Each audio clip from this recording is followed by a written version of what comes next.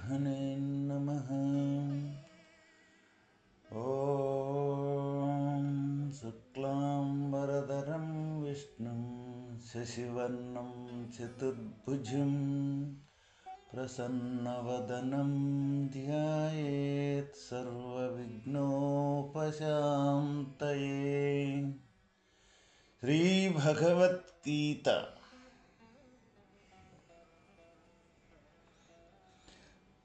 దైవ మార్గమును సమ్యక్ మార్గమని ఉత్తమ మార్గమని చెప్పుట వలనను దానిని అనుసరించువారని సాధువని చెప్పుట వలనను ప్రాపంచిక మార్గముల కంటే అది ఎంతయో అధిక శ్రేయోదాయకమని మిక్కిలి అనుసరణీయమని బోధింపబడినట్లుగుచున్నది. కావున అసమ్యక్ మార్గములను దృశ్యమే సత్యమని నమ్మి అనుసరించు మార్గములను త్యజించి సమ్యక్ మార్గమునే భగవన్మార్గమునే చేపట్టవలెను. సాధువు అనగా జటాజూట కాషాయాంబరములను ధరించిన వాడని కాదు. సాధుపదమునకు ఉత్తమమనే అర్థము, అనగా సన్మార్గుడని భావము. ఇక్కడ దైవ మార్గమును సమ్యక్ మార్గమును ఉత్తమ మార్గమని చెప్పుట వలన దానిని అనుసరించే వారిని సాధువు అని చెప్పుట వలనను ప్రాపంచిక మార్గముల కంటే అది ఎంతయో శ్రేయోదాయకమని మనకి ఇక్కడ అర్థమవుతున్నది.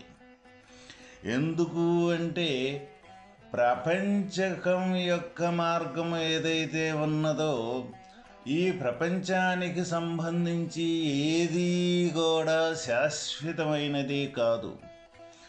దైవ మార్గము శాశ్వతమైనది, ఉత్తమమైనది. అటువంటి దైవ మార్గమును ప్రయాణం చేసేవారెవరైతే ఉన్నారో వారికే సాధువు అనే పేరు. సాధువు అంటే మనకు ఈ ప్రపంచంలో కనపడే ఈ జటాజూటాలు అంటే ఈ గడ్డాలు మీసాలు పెంచుకొని ఈ కాషాయ వస్త్రాలు ధరించుకొని కనపడే ఈ దృశ్య రూపకములో వేషధారణ రూపకములో కనపడే వారినే మనం సాధువులు అనుకుంటాం.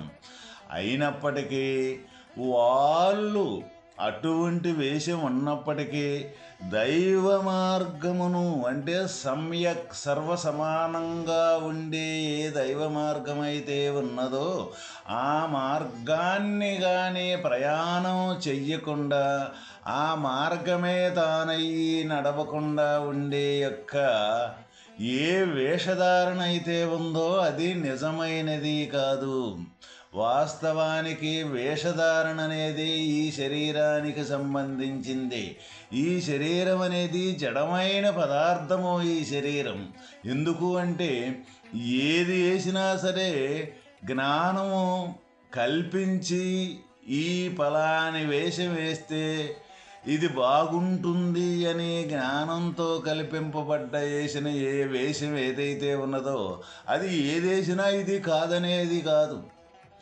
అందువల్ల శరీర వేషధారణ అనేది ప్రాధాన్యత కాదు. ఇక్కడ వాస్తవంగా దైవ మార్గం అంటే ప్రపంచము కానీ దైవము కానీ వేరే లేదు, రెండూ లేదు. రెండూ కూడా సర్వ సమానంగా ఉండే యొక్క స్థితి ఏదైతే ఉందో అది మన మనస్సు అంతర్గతంగా ఈ వేరే భావాన్ని అనేకత్వాన్ని తయారు చేసి గుర్తెరిగే యొక్క లక్షణాన్ని ఈ మనస్సు పుట్టిన స్థానం ఆత్మస్థానం ఏదైతే ఉందో ఆ ఆత్మస్థానాన్ని లయమనర్చటమే ఇక్కడ వాస్తవమైన సమస్థితి. ఎప్పుడైతే ఈ మనస్సు ఆత్మయందు లయమైపోయి ఆత్మాకారంగా మారి మారిపోతూ ఉన్నదో అప్పుడే సమభావము అనేది తయారవుద్ది. అటువంటి సమస్థితిలో ఉన్న వారెవరైతే ఉన్నారో వారికే ఇక్కడ సాధువు అనే పేరు వచ్చినది. దైవభక్తుడెన్నటికి చెడడని హీనగతిని పొందడని చెప్పుచున్నారు. క్షిప్రం భవతి ధర్మాత్మా శశ్వశాంతిం నిగచ్చతి కౌంతేయ ప్రతిజానీహి నమే భక్త ప్రణశ్యతి. అతడు నన్ను ఆశ్రయించిన పాపాత్ముడు శీఘ్రముగా ధర్మబుద్ధి గలవాడగుచున్నాడు మరియు శాశ్వతమైన శాంతిని పొందుచున్నాడు. ఓ అర్జున, నా భక్తుడు చెడడు అని ప్రతిజ్ఞ చేయము. పైన తెలిపిన ప్రకారముగా పాపాత్ముడైనను భగవంతుని పరమ శరణ్యముగా నమ్మి ఎవరైతే భజించుచున్నారో శీఘ్రముగా ధర్మాత్ముడు పుణ్యాత్ముడు అగుచున్నాడు మరియు సస్యశాంతిని పడయుచున్నాడు. క్షిప్రం శీఘ్రముగా అని తెలుపుట వలన అట్టి శాంతిని ఏనాడో పొందుట కాదనియు దైవమును ఆశ్రయించిన వెంటనే లభించుననియు స్పష్టమగుచున్నది. దీపము వెలిగించిన మరుక్షణమే చీకటి పోవును కదా. దైవ మార్గమున జనులు కొందరు మాకు మోక్షం ఎప్పుడు లభించును అని సంశయగ్రస్తులయ్యుందురు. అట్టి సంశయములకిచడ భగవానుడు తావు లేకుండా చేసి వైసిరి. అనన్య భక్తితో మీరు నన్ను భజించుచో శీఘ్రముగా మీకు మోక్షరూప పరమశాంతి లభించును అని పరమాత్మ భక్తులకిచట అభయము సంగిరి. ఇక్కడ ఎప్పుడైతే మనకి ఈ ప్రపంచానికి సంబంధించిన వ్యవహారం అయితే మన మనస్సులో ఉన్నంతసేపు మనకి శాంతి అనేది ఎటువంటి పరిస్థితుల్లో కూడా అది లభించదు. ఎందుకు అంటే ప్రపంచము అంటే అనేకంతో కూడుకున్నది అన్నమాట. ఈ అనేకంతో కూడుకున్న మనస్సు ఏదైతే ఉన్నదో అది చపలముగా ఒక్కసాట స్థిరంగా లేకుండా నిరంతరం దేన్నో దాన్ని సృష్టిస్తూనే ఉంటుంది మన హృదయంలో. ఒకటి పోతే ఒకటి ఏదో ఒకదాన్ని కల్పించుతూనే ఉంటూ ఉన్నది. అది ఈ రకంగా కల్పించినప్పుడు దానితో కూడుకున్నదే మనం నిజము అని ఎప్పుడైతే భ్రమపడ్డామో తప్పనిసరిగా మనకుండేది అశాంతి కానీ శాంతి అంటూ ఉండదు. ఎందుకు అశాంతి అంటే ఇది నిరంతరము ఒకసారి తనకు నచ్చింది ఏదైతే ఉన్నదో ఆ నచ్చిన దాన్ని బాగుంది అనుకుంటుంది, నచ్చని దాన్ని బాగలేదు అనుకుంటుంది. ఇక్కడ నచ్చేది నచ్చందే మనకి ఇష్టమైంది అయిష్టమైంది అని ఈ మనస్సు కల్పన అనేది ఒక్క సమయమున ముందు లేకుండా మరలా మళ్ళీ అది వచ్చి మరలా లేకుండా పోయే విషయాలనే ఈ మనస్సు అనేది మనలో కల్పించుతూ ఉన్నది అన్నమాట. ఎప్పుడైతే ఈ లేకుండా వచ్చి మళ్ళీ లేకుండా పోయే ఏ ఘర్షణ అయితే ఉందో, ఏ సాధన అయితే ఉందో, ఎటువంటి కర్మ అయితే ఉందో ఇది మొత్తం కూడా ఏం చేస్తూ ఉంటుందంటే మనల్ని ప్రశాంతంగా ఉండేదానికి ఆస్కారం లేకుండా చేస్తూ ఉన్నది అన్నమాట. మరి ఈ ప్రశాంతత లేకుండా ఉండేదానికి ఆస్కారం చేసేదానికి కారణం ఏంటిదంటే అది మనమే. ఎందుకు మనము అది లేకుండా పోతూ ఉన్నది, మనం తెలుసుకున్నా లేకుండానే పోతూ ఉన్నది. కల్పింపబడిన మనస్సు కల్పింపబడిన వ్యవహారము తెలియకపోయినా కూడా లేకుండా పోతూ ఉన్నది. అయితే ఎవరైతే దీన్ని విచారణ ద్వారా జ్ఞానం ద్వారా విచారించి దైవ మార్గాన్ని ఎవరైతే ప్రయాణం చేసేదానికి తయారవుతారో, దైవ మార్గము అంటే ఈ మనస్సు అనేది ఎక్కడి నుంచైతే పుట్టి ఎక్కడైతే లయమైపోతూ ఉన్నదో ఆ స్థానం ఏదైతే ఉందో ఆ స్థానమే ఇక్కడ దైవం. ఇప్పుడు ఆ దైవస్థానానికి ప్రయాణం చేయటం అంటే ఈ అనేక రకాలుగా కల్పించేది ఏదైతే నిజము అనుకొని మనం భ్రమపడి ఇదే నిజం అనుకొని ఈ భ్రమలో ఈ ప్రపంచంలో తిరుగుతున్నామో ఇది నిజము కాదు. దీనికి ఆధారమైన వస్తువు ఇంకొకటి మన అంతర్గతంగానే ఉంది ఆత్మరూపాన. అదే ఆత్మ యొక్క స్వరూపమే ఇక్కడ భగవంతుడు అని మనం అనుకుంటూ ఉన్నాం. అదే భగవంతుని యొక్క మార్గము అంటూ ఉన్నాం. అట్లా ఎవరైతే అటువంటి భగవంతుణ్ణి అంతర్గతంగానే ఉన్నాడు అని అది శాస్త్రముల ద్వారా కానీ అది పెద్దల ద్వారా కానీ ఏ ద్వారా అయినా సరే మనం దాన్ని బాగుగా శ్రవణం చేసి ఆ శ్రవణం చేసిన దాన్ని బాగా మళ్ళీ తనకు తానుగా మనకమనంగా మననం చేసి ఆ మననం చేసిన దాన్ని నిత్య జీవితంలో ప్రతి ఈ మనసు యొక్క కదలిక ఏదైతే ఉన్నదో ఈ కదలికి అక్కడి నుంచి భగవంతుని దగ్గర నుంచే ఈ మనస్సు సృష్టి అవుతూ ఉన్నది అన్న విషయాన్ని ఎప్పుడైతే మనం జోడించగలుగుని అటువంటి సాధన అయితే మనం చెయ్యగలుగుతూ ఉన్నామో ఎవరైతే చేస్తూ ఉన్నారో వాళ్ళు తప్పనిసరిగా ఈ ప్రపంచం అనేకత్వం నిజము అన్న యొక్క భ్రమ తొలగిపోతూ ఉన్నది. ఎప్పుడైతే ఈ అనేకత్వంతో కూడుకున్న ఈ భ్రమ ఏదైతే ఉన్నదో అది ఎప్పుడైతే మనకు తొలగిపోతూ ఉన్నదో అప్పుడే సమ్యక్ జ్ఞానము అంటే సర్వసమానమైన స్థితి మనకి తయారవుతూ ఉన్నది. అటువంటి సర్వసమానంగా ఉండే యొక్క స్థితి ఏదైతే ఉందో అదే భగవంతుని యొక్క స్వరూపము అని ఇక్కడ మనకు తెలియజేస్తున్నారు. అందువల్ల ఇక్కడ నా భక్తుడు చెడడు అని చెప్తూ ఉన్నారు. నా భక్తుడు అంటే ఆత్మని అనుసరించి నడుచుకునే ఏ మనస్తత్వం అయితే ఉన్నదో ఆ మనస్తత్వం అనేది ఆత్మ యొక్క స్వరూపం కానించి ఆత్మాకారంగా మారిపోయి ఆత్మేతరమగు ఇతరం అంటూ ఏది రెండవది లేదు అని ఆత్మరూపకంగానే మారిపోయి తన వ్యవహారం మొత్తం కూడా నడుస్తూ ఉంటే అటువంటి భక్తుడు చెడడు అనే ప్రతిజ్ఞ చేయమని భగవానుడు అర్జునుడి నెపమున మన ఈ లోకానికి మొత్తానికి తెలియజేయడం జరుగుతూ ఉన్నది. ఎందుకు చెడడు? చెడన యొక్క వస్తువు ఏదైతే ఉన్నదో ఆ వస్తువుని ఆశ్రయించడం కాబట్టి ఆ వస్తువునే పట్టుకున్నాం కాబట్టి ఆ వస్తువు ఆకారంగానే మారిపోయాం కాబట్టి అటువంటి వాడు చెడడు అని మనకి ఇక్కడ ఘంటాపదంగా చెబుతూ ఉన్నారు.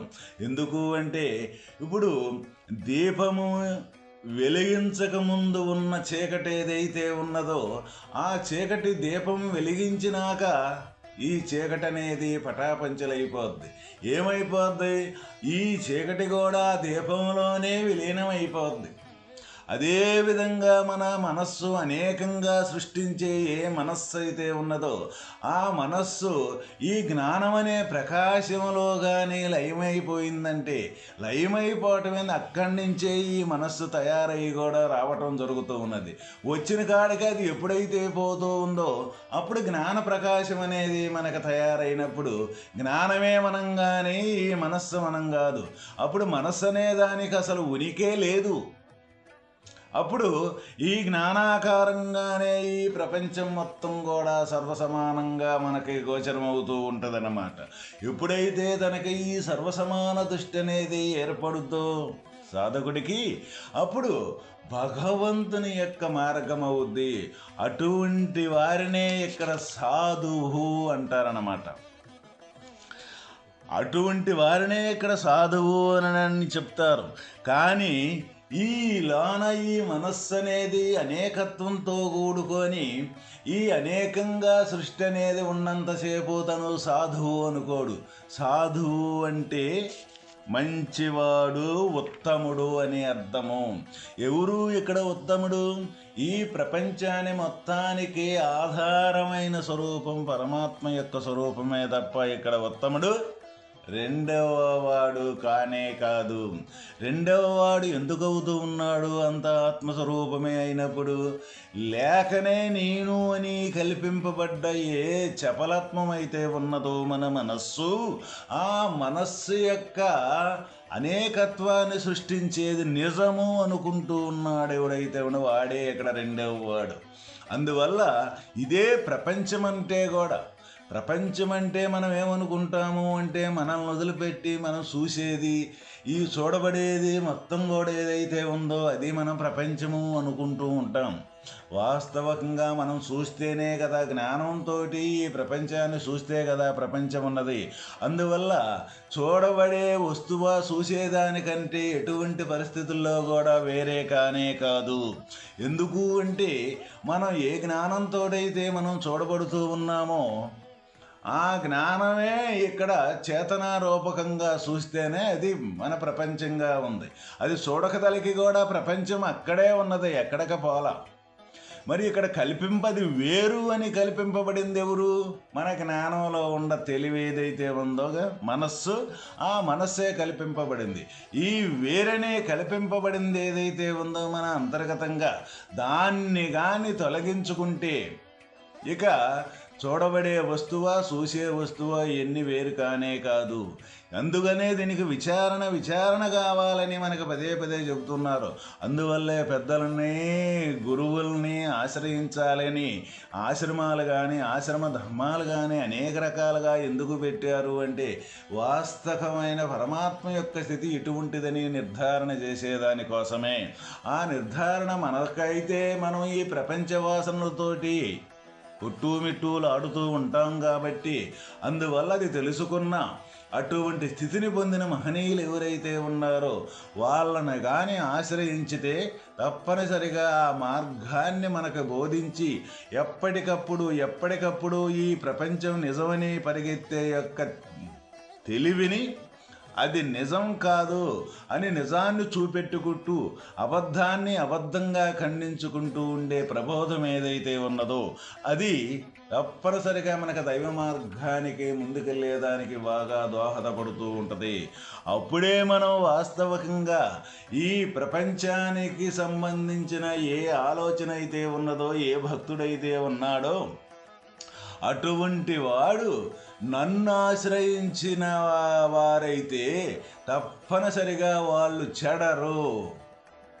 ఎటువంటి పరిస్థితుల్లో కూడా వాళ్ళు ఇటువంటి ఈ జనన మరణం అనే చక్రమంలోకి దిగజారరు అని మనకు భగవానుడు తెలియజేయుచున్నారు. ఎందుకు అంటే ప్రపంచానికి సంబంధించింది కూడా మనం చేసేది ప్రతి ఒక్కటి దేన్ని అనుసరించి ఉంటుంది అంటే నేను శాంతంగా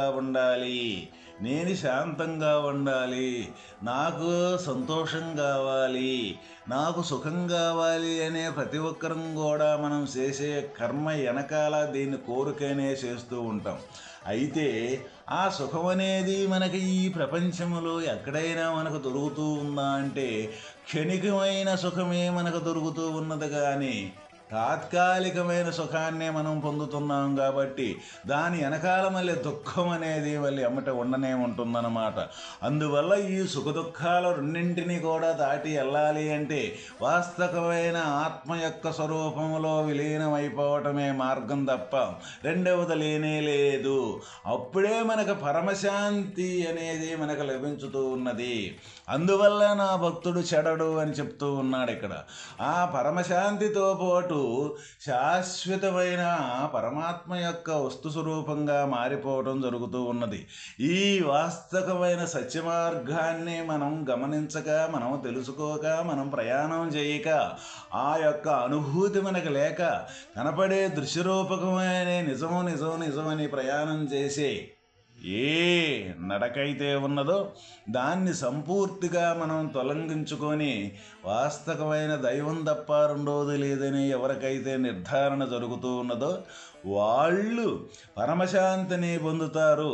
వాళ్ళే సాధువులు, వాళ్ళే పుణ్యాత్ములు అని మనకి ఇక్కడ తెలియజేయడం జరుగుతూ ఉన్నది.